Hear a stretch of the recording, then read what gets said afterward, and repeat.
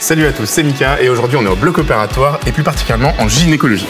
Et ce qui est super cool aujourd'hui, c'est que je vais pouvoir enfin te montrer ce que c'est qu'une cœlioscopie et je te montrerai ensuite d'autres interventions. Avant de commencer, je remercie les cliniques Croix du Sud qui me permettent de filmer et de vous montrer tout ça. C'est parti. On avait des champs de table en matière comme ça. Ouais. C'est un champ total. Donc déjà ça protège toute la table. Et les champs de bras sont déjà intégrés. En gros c'est un champ blanc et tu viens fausser dedans. Du coup tout est plus confort en fait parce que et puis on a déjà un matelas antidérapant aussi qui est bon qu'on a positionné sur toutes nos tables. Et du coup et on a des épaulières pour quand tu es en train. Oui, tu as des épaulières pour que quand on la met la tête en bas, la personne va se mettre d'accord. Enfin du coup, mais c'est pour ça que quand je suis là, je fais ah oui, elle est géleuse. Bon, ok. D'accord. Mais voilà. Mais je savais pas du coup que ça se faisait.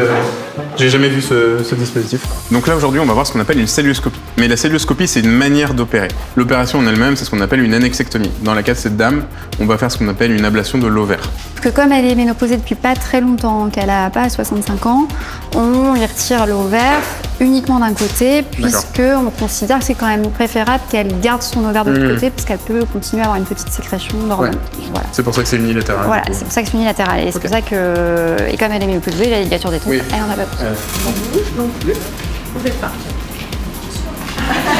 Cette dame est bien à jeun. Elle n'a pas d'allergie. Pas de matériel dans le corps, pas de reflux et pas de dents fragiles. Et elle vient bien pour le docteur Figurelli pour une annexectomie bilatérale. Donc comme pour toute anesthésie générale, on a besoin d'un cathéter. Donc là, c'est ce que l'équipe est en train de faire. Ils sont en train de poser la voie veineuse qui va servir à endormir la patiente. Donc pour l'installation de la cœlioscopie, on va avoir besoin de caler les bras pour ne pas qu'ils bougent pendant l'intervention. Non pas que la patiente puisse bouger ses bras, mais en tout cas, elle les contrôle plus. Donc en fait, on les coince dans les géloses, comme vous le voyez, et ça permet de les maintenir en sécurité.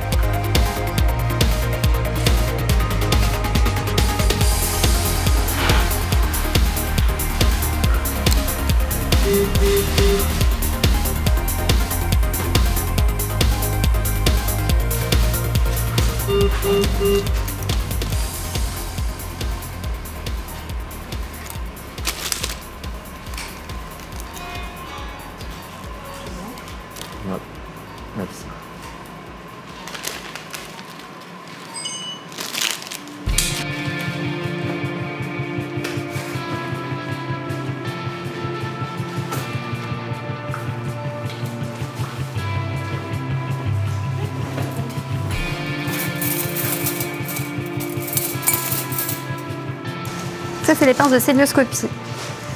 Je suis en train de monter. Qui vont permettre de travailler dans le ventre de la patiente.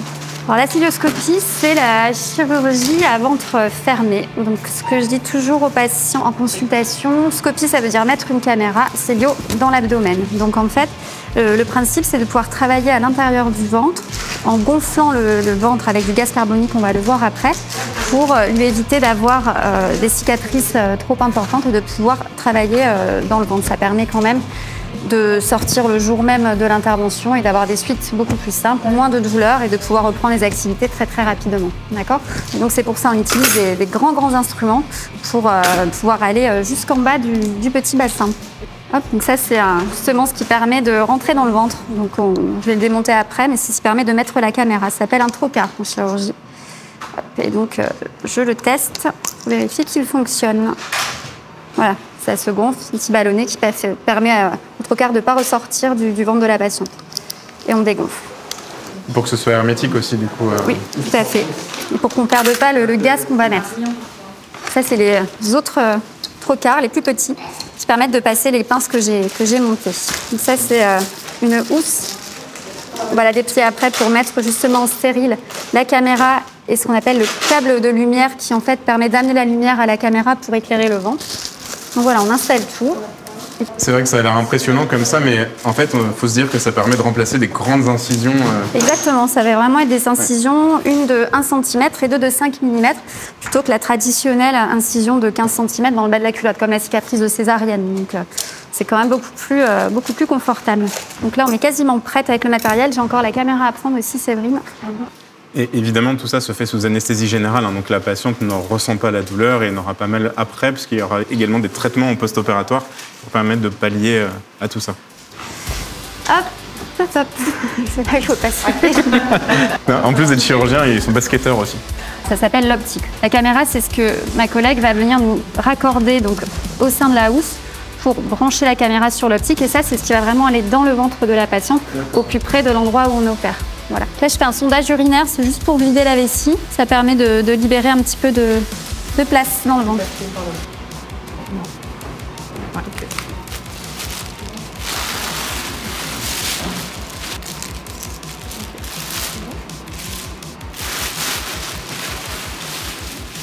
On s'en rend jamais trop compte, mais le temps d'installation, il est quand même vachement long. Parce que là, on a commencé à installer, il était 14 h. Vous voyez que l'intervention n'a pas encore commencé et il est 14 h 25. Donc 25 minutes d'installation, d'anesthésie, etc. C'est quand même souvent minimisé, mais ça prend du temps.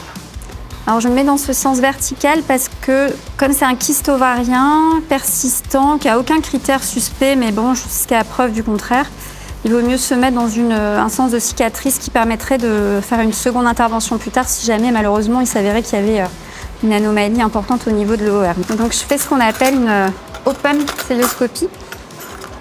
Ça veut dire une célioscopie où on rentre sous contrôle de la vue et on ouvre tous les tissus de la superficie à la profondeur pour rentrer dans le ventre. Ouais. Donc, je vais mettre le fameux trocar qui va me permettre de passer l'optique.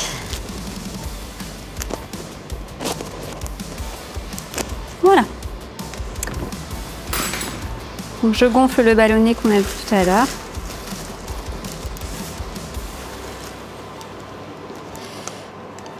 Voilà.